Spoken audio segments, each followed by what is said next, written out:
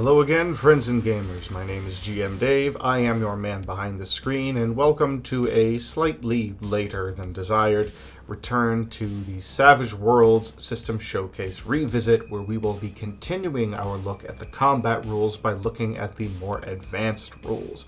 Before we get into that, though, a couple of announcements. First and foremost, this video is going to be distinctly simpler than the previous ones in the entry, including the last video, which was simpler because the visual notes, the text that I would normally put up in these videos, didn't work right. Well, this time around I've had more technical issues that came up, including the corruption of the original recording file, so I'm having to re-record this one on the fly. Ain't that fun? Secondly, I would like to remind everyone that's watching on YouTube that down below you can find a pinned comment that has links to my new tech presences on there, Odyssey, Rumble, and Minds.com.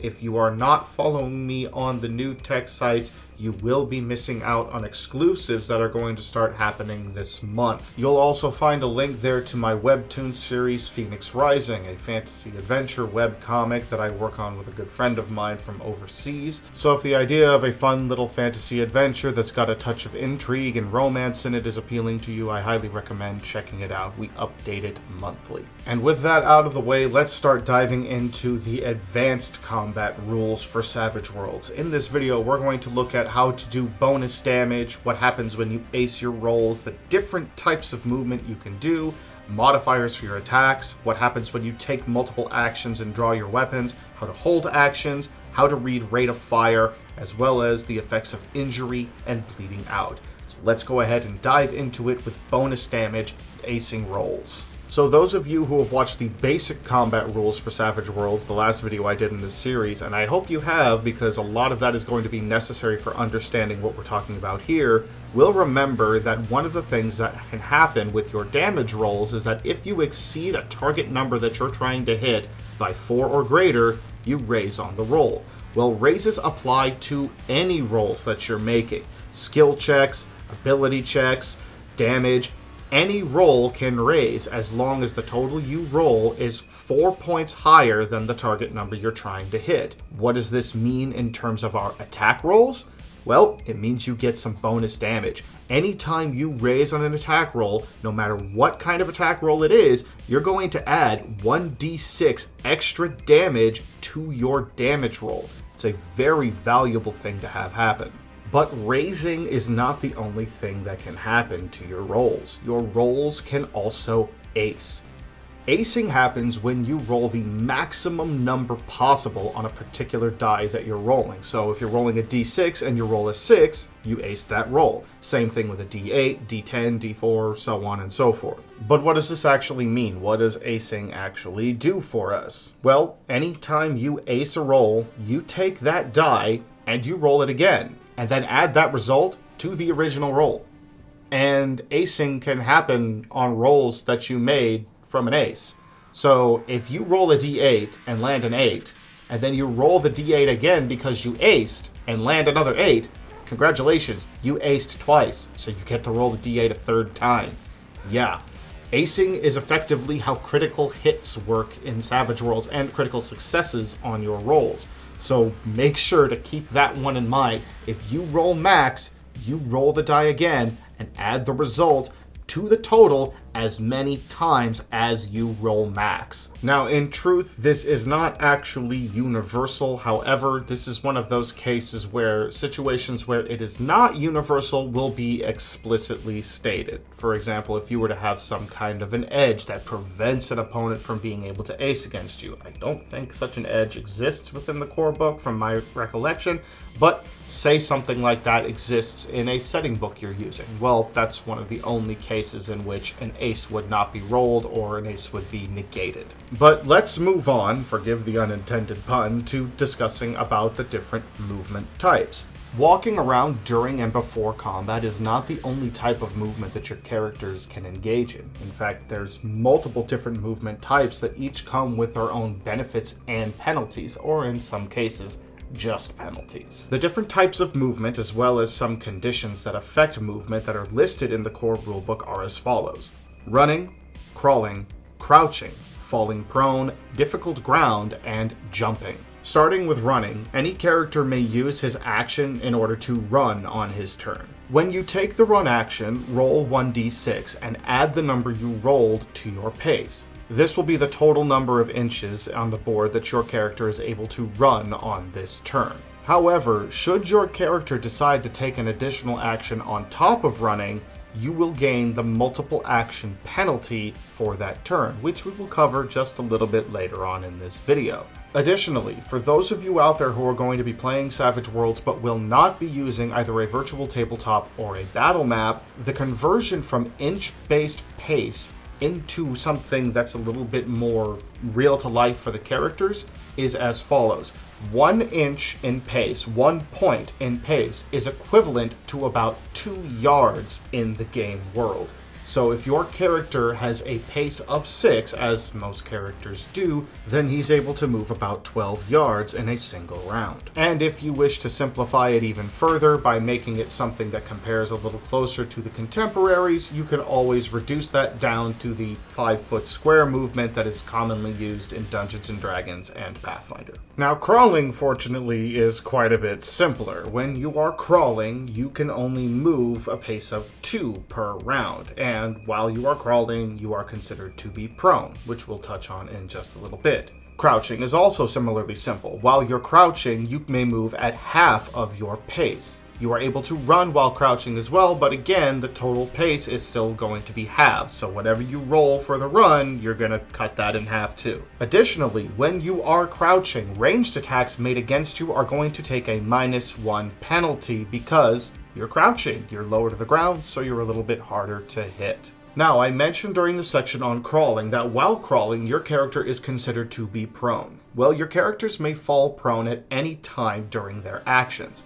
To get up from prone, that's going to cost 2 of your pace during that turn. 2 inches worth of movement for that turn will be spent if you are getting up from prone. However, there are additional combat-related drawbacks and penalties to being prone that we will discuss in the next section of this video on attack modifiers. For now, let's keep with movement and start discussing what happens when you encounter difficult ground. Anytime your character encounters difficult ground, that would be things like mud, thick undergrowth, steep hills, deep snow, and so on, your characters are usually going to be slowed down.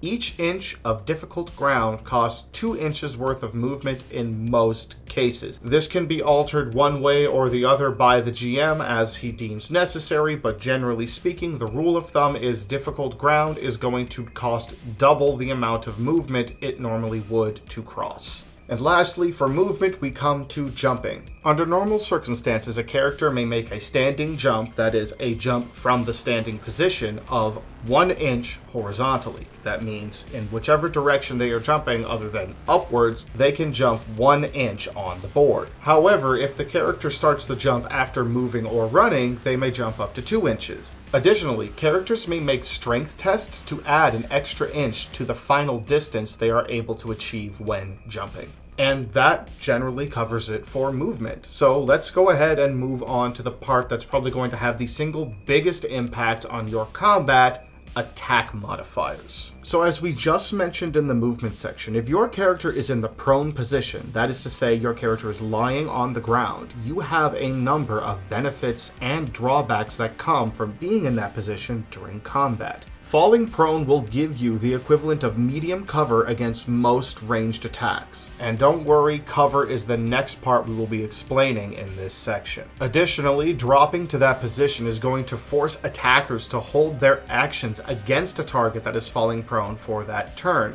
However, ranged attacks within 3 inches of the character are going to be treated as normal thanks to their close proximity. Additionally, prone characters are also going to take a -2 penalty to their parry when attacked in melee, and take a -2 penalty to their fighting when attacking in melee from that position. So now that we have a full understanding of what being in the prone position entails, let's take a look at cover. Characters can move behind objects to take cover and make it harder for enemies to hit them during a fight. Cover is split into 4 types. Firstly, you have light cover. If less than half the target is behind cover, attackers will take a -1 penalty to their attacks against them. Next, you have medium cover, which is the equivalent bonus that being prone gives you. Characters are considered to have medium cover if they are more than half hidden behind the objects they're taking cover behind, and being in medium cover incurs a -2 penalty on attacks made against them. Next, we have heavy cover, where only a small portion of the target is visible, such as they are mostly hidden behind a tree or just peeking out behind a wall. This gives a -4 penalty to hit these characters. And finally, there is near total cover, where the target is only barely visible or hidden behind an extremely tight opening, such as an arrow slit, for example. Having near total cover means that it is extremely hard to hit them, and so attackers have a -6 penalty to try and hit characters in this position. But cover and being prone are not the only things that can affect your attacks. Illumination also has an impact. Generally speaking, the darker it is, the more difficult it's going to be to hit your enemies, and in this case there are 3 light levels with which we are going to concern ourselves. Firstly is dim light. If it's dusk or just before sunrise, it's a night with a full moon, or you're entering light fog, these would all be examples of dim lighting, and attacks will have a -1 penalty. Moving beyond that, we come to darkness. Normal darkness with some ambient light, such as a partial moon or a distant torch, would inflict a -2 penalty on attackers, and will additionally fully obscure objects and items that are more than 10 inches away on the battle map. Using the inches to yards conversion, this means 20 yards away from your character. Lastly, we come to pitch darkness, where targets cannot be seen at all. However, if your character has a rough idea of where a target is, such as you are able to hear them or we are in a confined space, then you may attack that target, but at a -4 penalty. And excluding situational modifiers that your GM might decide on based on the circumstances that are happening in your game at the moment, that covers the majority of what you'll run into for modifiers in combat for Savage Worlds. So let's go ahead and move on to readying your weapons and taking multiple actions in a turn. Now, normally a character can only take 1 action per round on top of however many free actions the GM decides are reasonable per his discretion. However, there are some potential exceptions for this, and one of those potential exceptions is readying your weapons. Normally, drawing a weapon is going to take the entire round, and thereby takes your action for that round. However, a character may draw their weapon faster if they wish, but since drawing a weapon is an action, you're going to incur what is called the multi-action penalty to your attack rolls.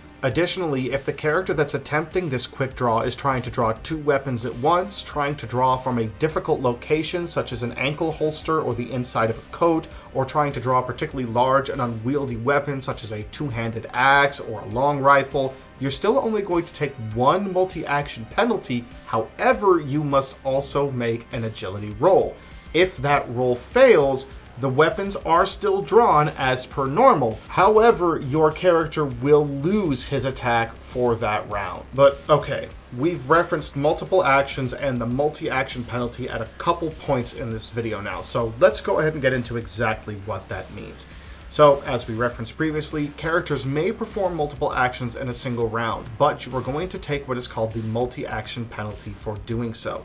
This is a cumulative -2 penalty to your attack rolls. This means for every additional action that you take in a round, you are going to gain a stacking -2 penalty to your attack rolls. So if you take 2 extra actions, your attack rolls will have -4. If you take 3 extra actions, it will have -6, and so on up to whatever reasonable limit on actions your GM puts in place for 1 round. So what constitutes taking multiple actions? Well, for example, if your character is attempting to do something such as running while fighting, attacking with a weapon in each hand, trying to do something like intimidate an enemy while also attacking them, or taunting an enemy while also attacking them, those constitute multiple actions. However, there are 2 important caveats that apply to the multiple action rule. Firstly, if your character is making ranged attacks, you cannot fire more than your weapon's rate of fire in 1 round. And I will cover exactly what that is a little bit later in this video. Secondly, a character may not make more than 1 fighting attack with the same weapon in 1 round unless they have an edge that states otherwise. Ultimately, this means your characters may not perform the same action twice in 1 round.